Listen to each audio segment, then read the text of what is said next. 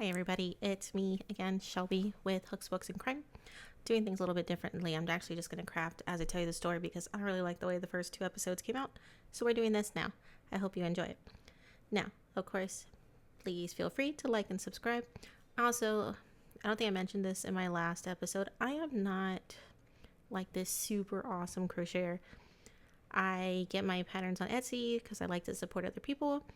And yeah, just don't expect like extravagance for me. I just want to talk about true crime and have like a little craft circle vibe. All right, just had to clear that up. So, if you have your stuff ready, let's dive right in. Today's story. I realized my last two stories involved sisters, so we're not having like a theme here. That's for sure. So we're taking a hard left, and we're actually taking a hard left to Florida. So and this is a work in progress, by the way. So if you hear little tinny sounds, obviously, like that's crochet hooks and everything. I apologize. I'm trying to figure this shit out. All right. I felt like there was something else I needed to say. But I guess it wasn't important, or else I'd remember. But all right. So, Christian Aguilar. Christian Aguilar, first generation Colombian. Not first generation Colombian. Look at me, already messing up. No, he is first generation American.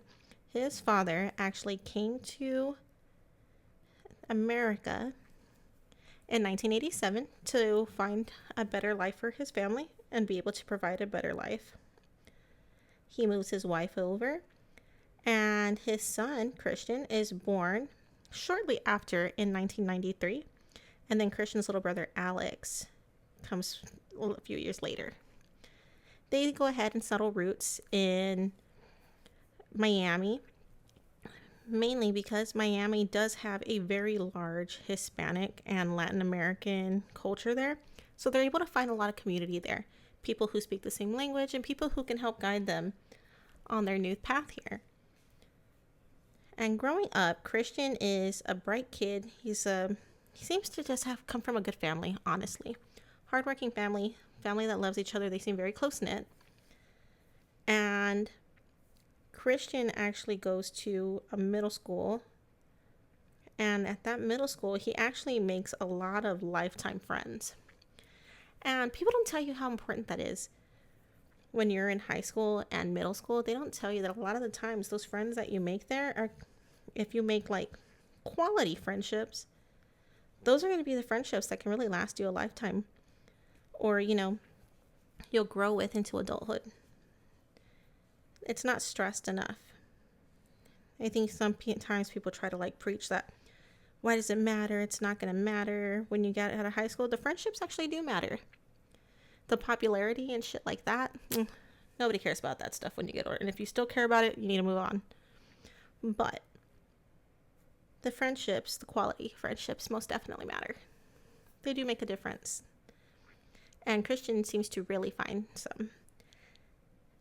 So he, does well in school, and he actually, in 2012, he makes his way down to Gainesville. Well, you know what? I don't know if that's down or up, to be honest. I've never been to Florida, and I didn't look at a map. So it could either be down Florida or further. I want to say he went up to Gainesville. I have a feeling it's not like way at the bottom, but I could be very wrong. Anyway, he goes to the University of Florida, which is a college that is actually supposedly it's actually pretty hard to get into. But, it's kind of hard to get into. So you have some bragging rights there, but it's also very well known for football. They've had, a lot of big names come through there, like Tim Tebow, and of course the notorious Aaron Hernandez is from there. But I think Aaron Hernandez graduated like 2009, I believe. So him and Christian weren't there at the same time. But anyway, while Christian's there, he's actually studying biomechanical. He's studying to become a biomechanical engineer because he wants to help people, and that leads to prosthetics and things along those lines, which fucking great. Good for him. And I feel like that already just tells you what kind of man we're talking about. I want to say boy just because, You don't realize that at 19, you're still a baby. You really are. Nobody tells you that either. You think you're so grown at 19. It's like life really is just starting. So, Christian, he's in Gainesville studying for school. And of course, he's struggling a little bit like a lot of freshmen. You know, nothing too crazy. But he does have support. Actually his best friend, Pedro Bravo, is there. And his girlfriend, Erica. But they don't go to University of Florida. They actually go to Santa Fe College, which is in Gainesville, and they're not very far from each other either. So some of his community got to come with him, which is awesome. But on September 20th, 2012, after class, Christian was supposed to meet up with Erica, and he doesn't show up. Not only does he not show up, he doesn't call her. He's not answering his phone. And this is very unlike him. So immediately, red flags up for Erica. Something's wrong. And she's very concerned. But at the same time, you know, she doesn't know, maybe he's behind on homework. Maybe, like I said, he struggled a little bit. Maybe he's just having a hard day. She gives him some space after calling his roommate and his best friend, who's nobody's seen him either. She goes to bed. However, the next morning, when she wakes up, Christian hasn't called her back. She has nothing from Christian. She calls the roommate again. Christian never came home. And then she calls the best friend. Best friend doesn't know where he is either. As his best friend did see him that day, but I think he said like he left him like around 4:30 in the afternoon. So from that time on, nobody knows where Christian is. Nobody knows what happened to him. Nothing. So then, after the fact that Christian never came home, that's when Erica takes it upon herself to call his parents. She calls his father Carlos. And she asks him, have y'all spoken to Christian? And he's just like, no. Which, I mean, I don't even think you have to be a parent to already be concerned when you get that kind of phone call. That's for sure. I don't think anybody ever wants that phone call for a loved one. She tells Carlos that Christian didn't go home. The roommate hasn't seen him. She hasn't heard from him. Nobody knows where Christian is. And, I mean, God bless him. Christian's dad wasn't like, oh, well, you know, he didn't blow this shit off. Christian's dad calls his wife, tells her what's up. They're driving to Gainesville. Just right there. No. He doesn't play about his kids. Which I love, because I think some parents can be a little like, oh, you know, not that they don't care. I think it's denial. You want to believe that it's almost like Occam's razor. Occam's razor? Yeah, Occam's razor. I'm pretty sure I'm saying that right. Simplest answer is usually the right one. So you want to automatically assume that he's not missing. Nothing's wrong. So he's just oversleeping, or he stayed out somewhere and didn't tell anybody. But Christian's parents, nope. They're not playing those games. They're not playing those little delulu things. Nope. They head straight to Gainesville. He knows something's wrong. So, as his parents are driving down to Gainesville, or up, I need to stop saying that because I don't even know what direction it's in. So, as they're driving to Gainesville, Erica and Christian's best friend, Pedro, they actually go to the police and report him missing at this point. And, you know, they're both, naturally, you know, they're both questioned. His girlfriend's got to be questioned. Last person to see the person alive always has to be questioned as well. So, you know, just routine things.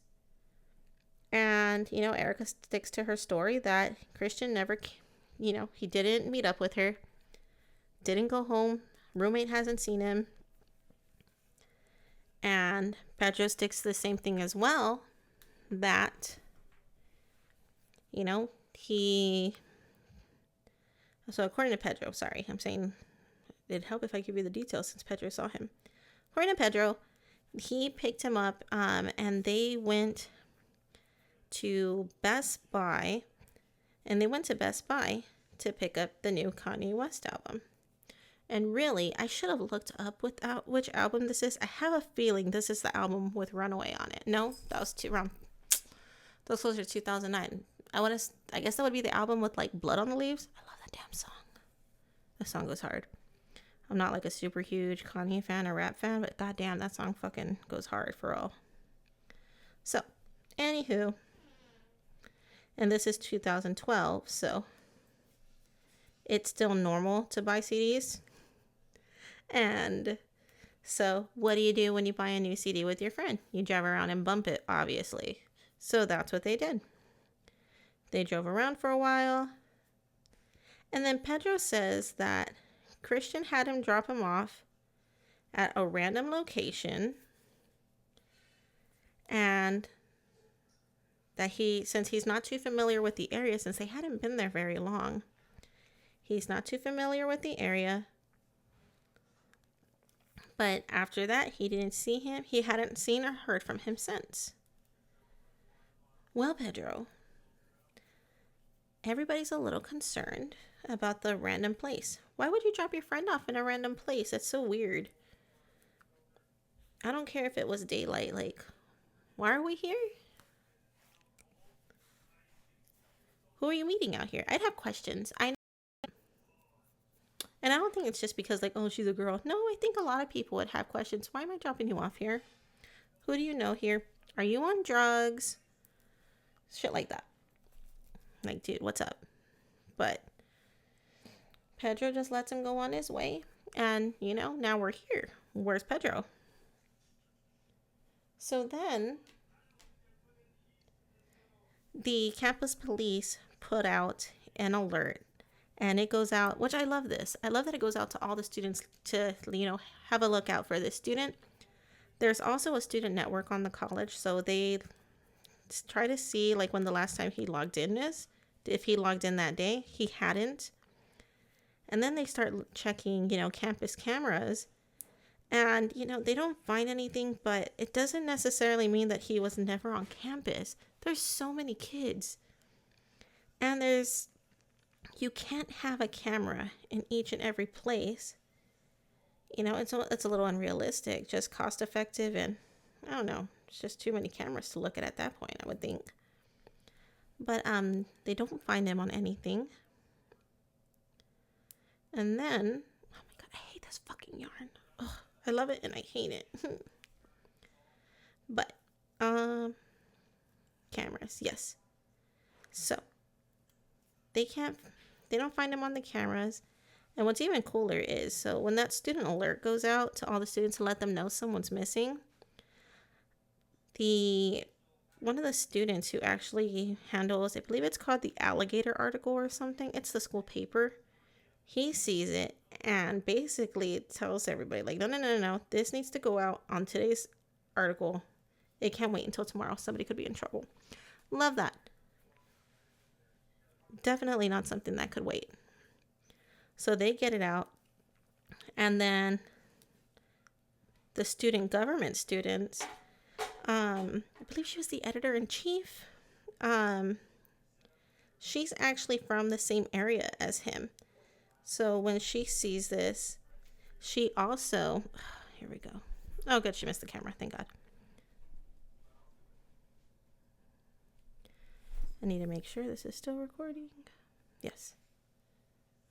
But, sorry, my cat came and disturbed me, and she likes to push it. So, I'm so sorry, you can't get this. She's from the same area, so she feels a very personal connection to Christian. First generation. There's kind of a lot of, there's definitely some pressure applied to you. Because your parents, it's not like your ancestors from, 100 years ago came here in search of a better life. No. This happened recently. You were only born here because of that sacrifice. That's a lot of pressure. So she relates to that. And she starts, her and the other members of the student government body, they start finding ways to put together searches, flyers. They start wanting to be involved and be active immediately, which is fucking awesome. I think that's so cool. I can't imagine how much the family appreciated that. That's for sure. And I hope they know just how wonderful it is that they took those measures on their own. Very adult of you. Not even that. I'd say that, but then I don't even think some adults would do that, to be honest. So, as they're looking for Christian, searches are coming. Christian's parents finally show up. And they start questioning kids, putting up flyers. Everybody starts looking for Christian, but unfortunately, there's like no sign of him. It's like he up and vanished. It's terrible, really. And then,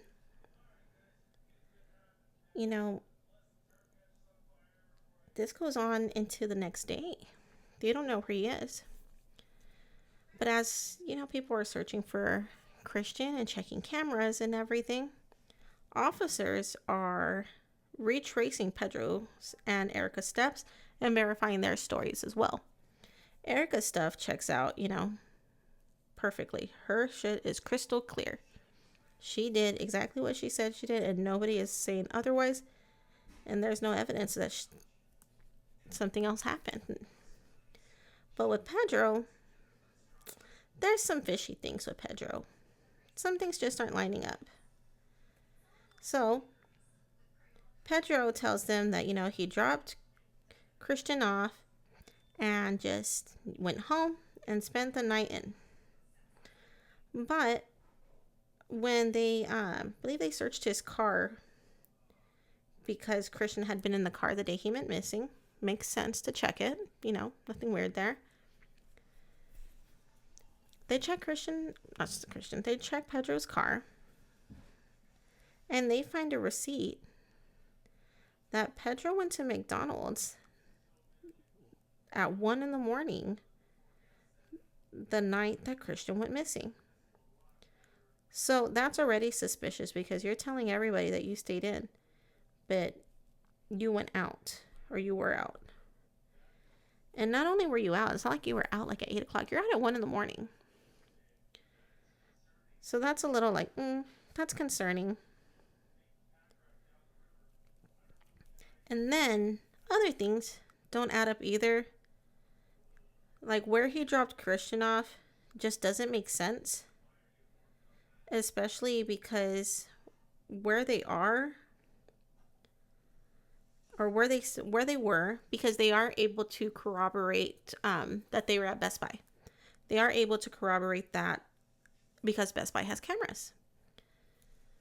But what they don't understand is, so if you're way over here, why would y'all end up way on the other end? And that's what police are trying to work out and get Pedro to talk. And he's like, well, we were just driving around. But I think we can all agree that it's just very strange that you would go in the complete opposite direction that you and your friend go to or stay, and you just let your friend get out. It's not like you were down the street from his house or an area that that both of you are familiar with. This is in a whole other area of town, and according to the police, this is actually considered like the bad side of town. A lot of drug dealers, a lot of crime occurs here. Not that they expect Pedro to know, but again, it's just odd that he would be so far away from what he knows. I need to grab a better... Let's see if this works, because that damn darning needle was pissing me off. Oh my god. Moment of truth here. Stuff's going downstairs. I don't know what it is. Anyway, so Pedro's story's already like, it's a little funky. They don't like it. He's giving bad vibes. So then, when the police are looking into things. And because of the vague area that Pedro gave, they have to look literally anywhere and everywhere with cameras. And the thing is, no matter what they find or pull, there's no evidence that even Pedro's car was in the area. They can't find anything. It's almost as if they were never over there at all. So, police start to dig more. And at this point, we're, a few days in. There's still no sign of Pedro. Why am I saying Pedro? Oh my God, there's still no sign of Christian. And the police are starting to get a little more concerned for his safety. And they're starting to crack down more on the holes in Pedro's story. For example, Pedro had said, I'm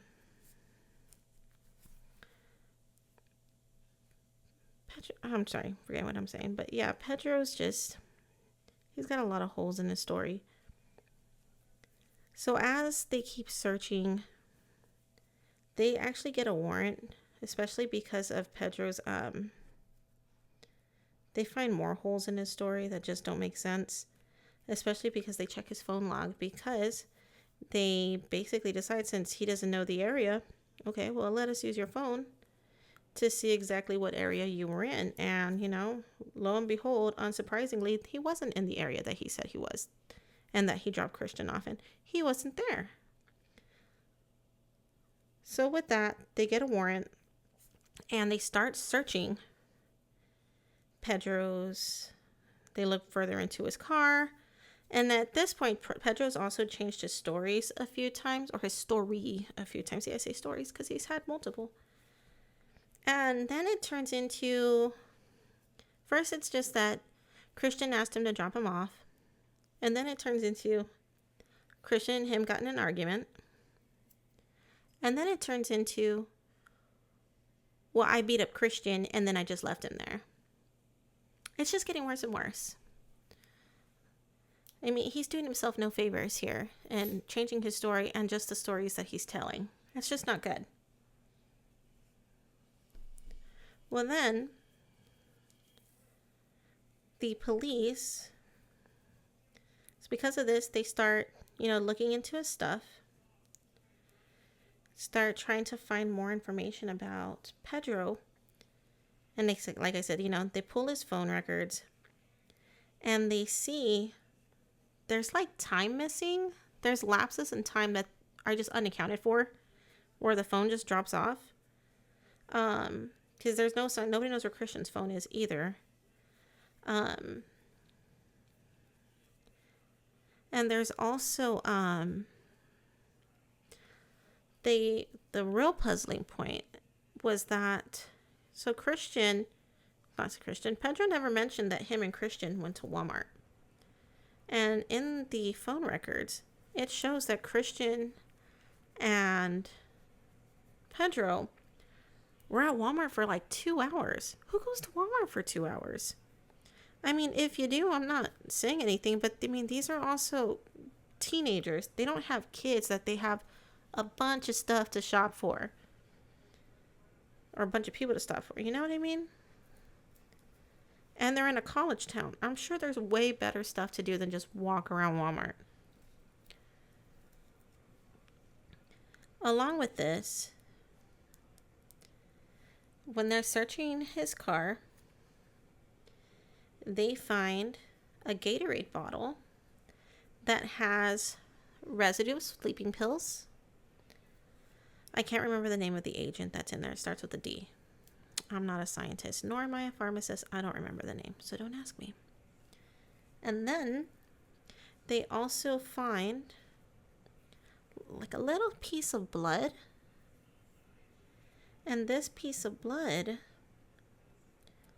also has, can't remember what it is, but it basically lets them know that this was coughed up from Christian's lungs.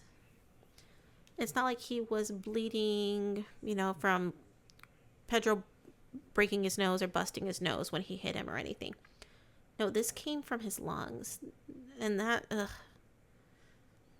I just think of like all the old timey movies where they have consumption, like, you know, Doc Holliday. That's what I'm picturing from Tombstone. Ugh. Like, poor Christian. And I mean, how are you going to explain that away? Sleeping pills and blood from inside someone's lungs. Like, it's not looking good for you, Pedro. I'm just letting you know. Like, dude. So, as they find more, they start subpoenaing for more stuff. So then they start searching, or even at that, let's go back to the phone pings real quick. As they're pinging the phones and everything, they see that, again, there's all these weird time lapses in it, and they're kind of confused by that. And they see, like, they're at Walmart for 2 hours, then they're driving out to the middle of nowhere near where either one of them live. Nowhere near their colleges, nowhere near anything. And literally, Pedro's phone is like online, offline, online, offline. And they're confused with this activity. They're like, well, what the hell's going on with his phone, you know? Like, why is it acting like that? And then, I didn't even know, like, you could do this.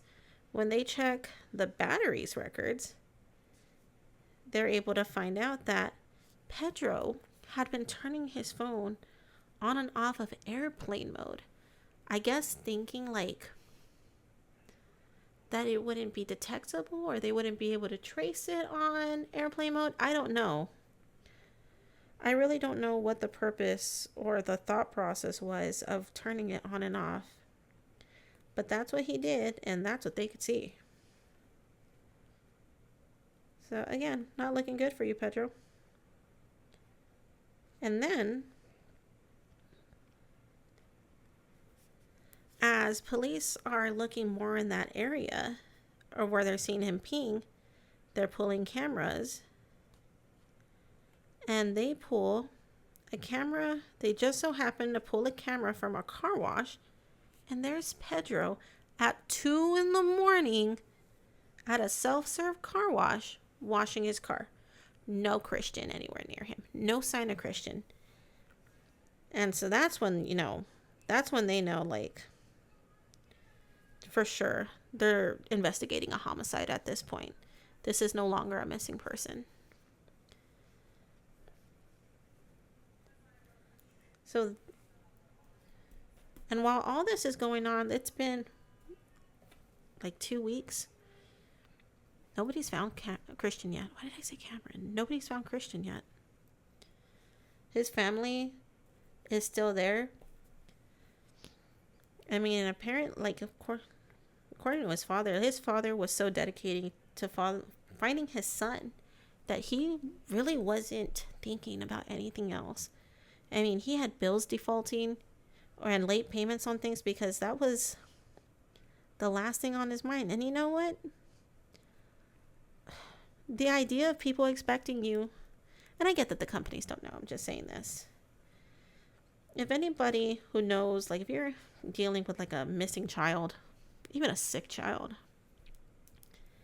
if people expect you just to, like, still be able to keep up with everything while something so tragic and terrifying is going on, that's just ridiculous, honestly. It's just, I don't think I know I wouldn't be like, oh yeah, I gotta pay my mortgage, or I gotta pay rent, or I gotta pay a credit card. I wouldn't be thinking of that shit if one of my kids was missing. Nope. It's the last thing on my mind. Like, charge it off at that point. I don't care. So, they're still looking for Christian, and the police are digging deeper into Pedro. And then they get a subpoena for Pedro's backpack. In Pedro's backpack, in Pedro's apartment, they find Pedro's journal. Pedro's a weird dude. Let's start there. Pedro is also not a good friend. Pedro was also obsessive. Inside this journal, they find love letters and just this huge obsession with Christian's girlfriend, Erica. So we find our motive. Apparently, Erica and Pedro dated back in high school. Because remember, they all went to high school together. Erica, Pedro, and Christian. However, Erica and Christian reconnected after high school. Erica was with Pedro most of her high school years. And then she broke up with him because, according to her, he would forget her and just... And when I say forget her, I mean he would just leave her... he would leave her on red or some shit like that. No, apparently this fucking asshole would go to the mall with her and just leave without her. So, obviously, I would hope nobody expected her to stay in that relationship. Good grief. Yikes. Who does that though? What an asshole. God. That's Jesus, could you get a bigger red flag with that kid? And then when she breaks up with him, oh, now he cares. And now he wants to win her back. And now he wants to be with her. And Erica's just no, not having it. She spends time on her own. And then, like I said, she reconnects with Christian. And I'm not really going to get into the whole thing of well, that's his best friend. And it's his best friend's ex-girlfriend. Because it does seem like they were together for over a year. And in high school, it's a big deal. Being in a relationship for over a year, Time still doesn't go by as fast at that age. But, regardless, she reconnects with Christian. They start a relationship. And they move down to Miami. They're not living together, though. She has her apartment for her college. And he has his. Which good for them for setting those kind of boundaries. Because that would only complicate their relationship at that age. You don't need to be living together that young. You really don't. So they find his obsession with Erica, all these love letters.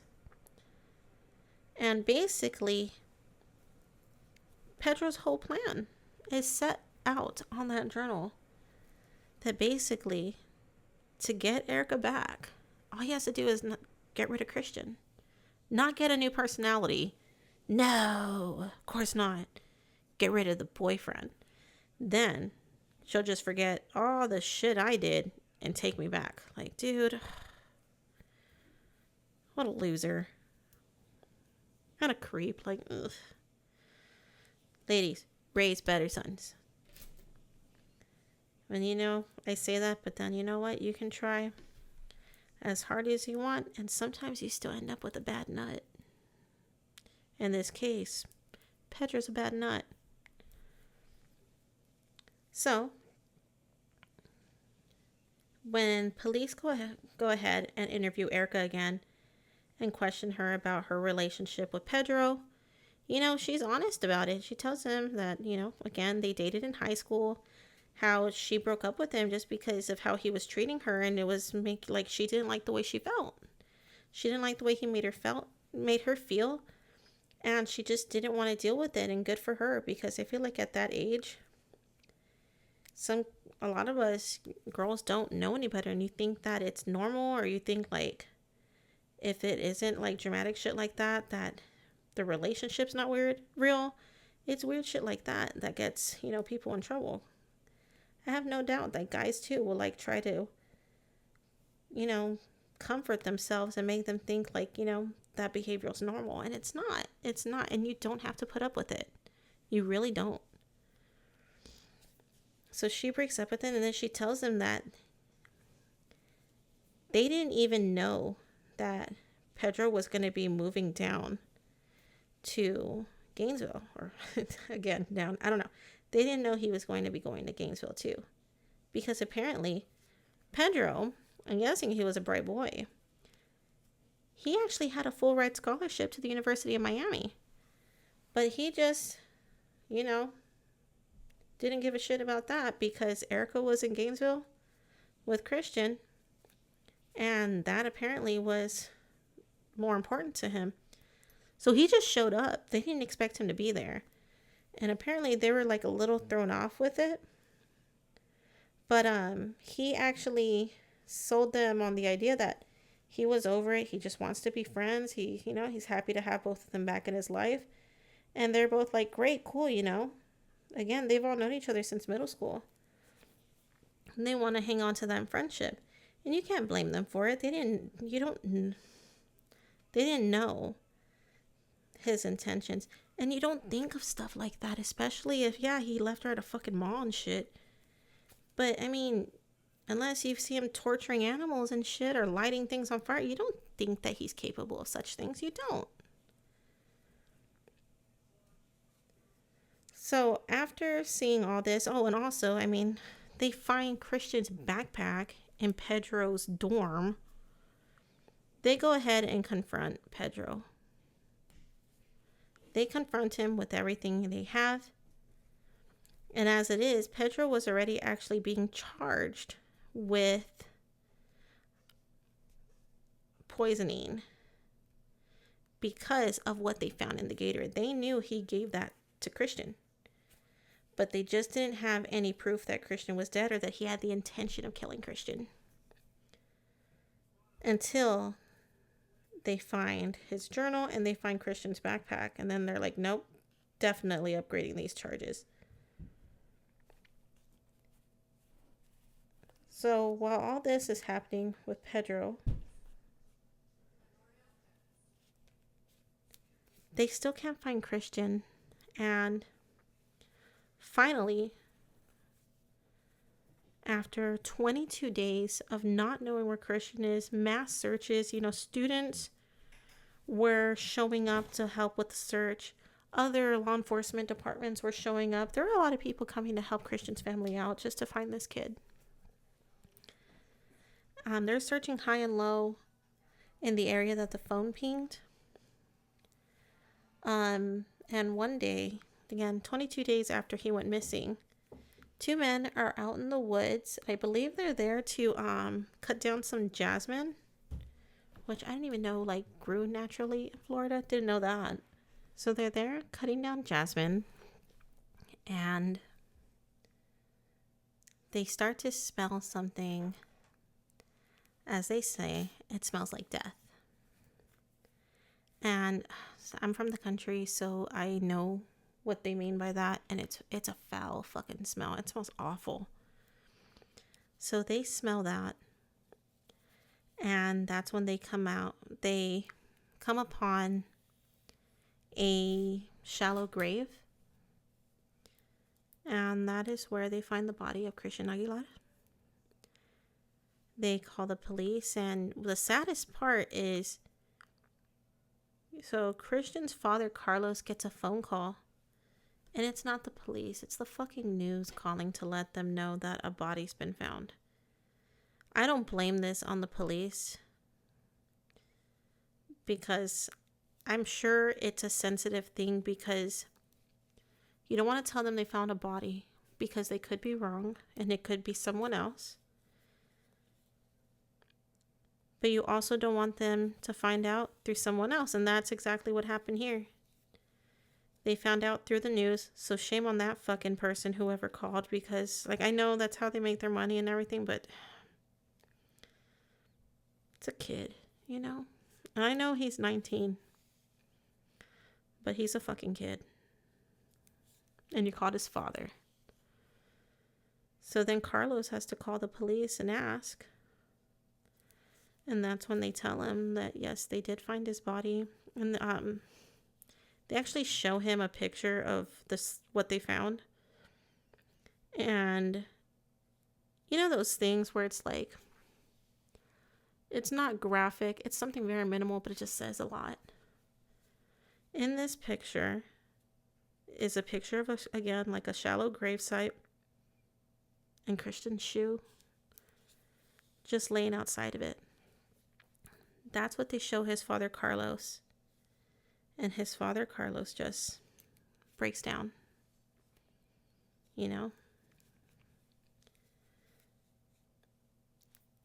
So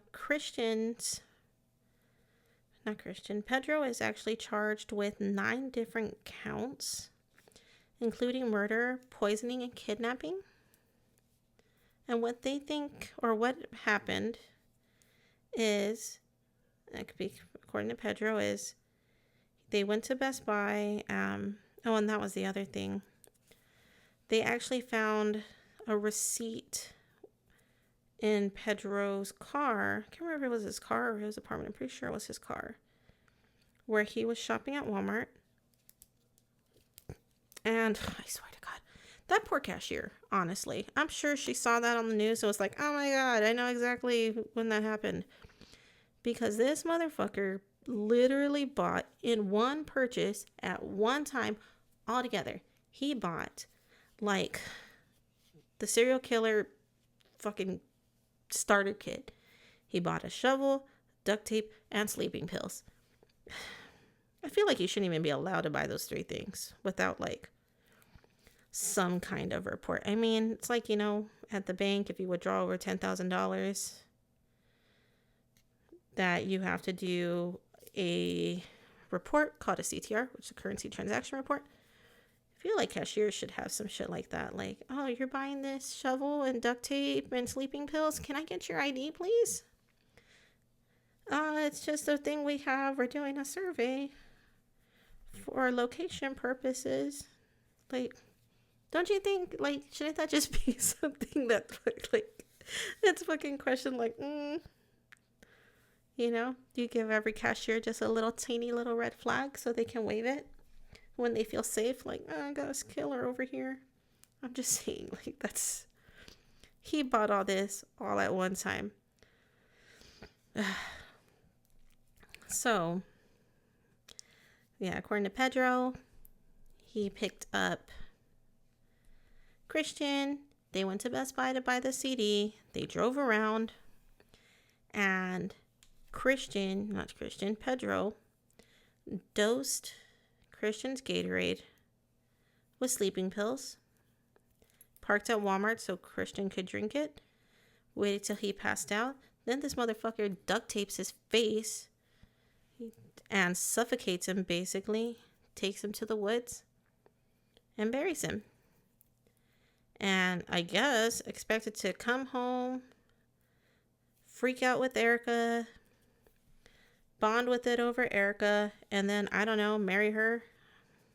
Fucking weirdo. Get your own girlfriend, loser. And yeah. So he's actually found guilty of all 9 charges, and he is sentenced to life without parole.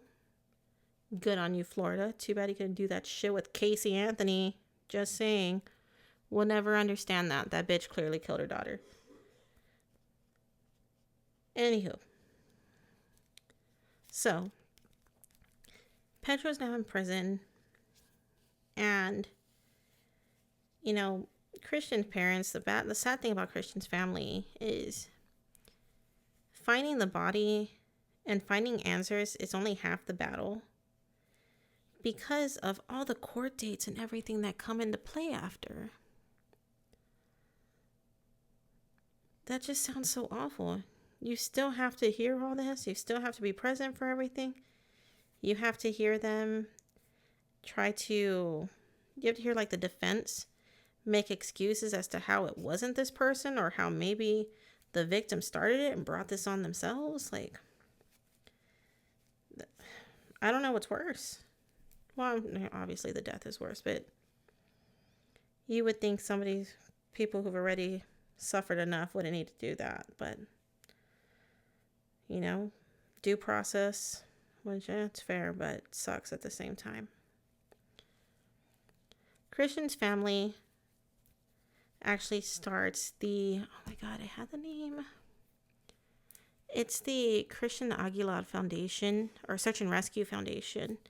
And they actually now, because search and rescue dogs were active in Christian's search, Christian's father, Carlos, now has his own dogs, and they participate in search and rescues.